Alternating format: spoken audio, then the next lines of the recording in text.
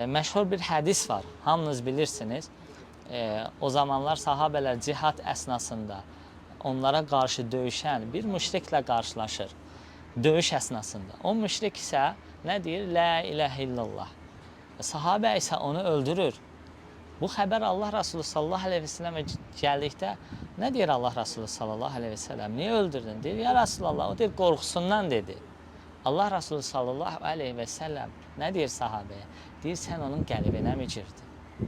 Hətta sahabə deyir, Allah Resulü sallallahu aleyhi ve sellem o qədər onu azarladı ki, dedi ki, kaş ki bu hadisədən sonra İslam'a gələydim, İslam'ı qəbul edəydim.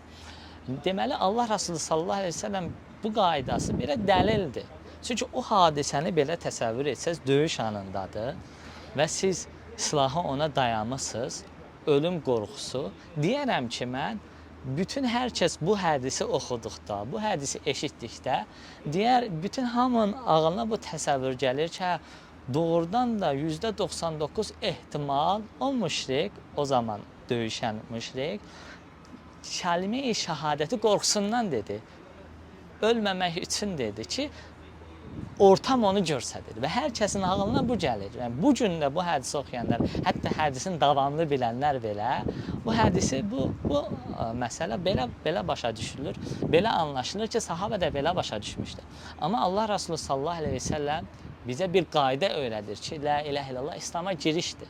La ilahə illallah İslamın əlamətidir. Bir toplum özünü şəhadətə nisbət edərsən, şəhadət deyərsə, artıq onlara İslam əhkamı uyğulanır, İslam müamiləsi edilir.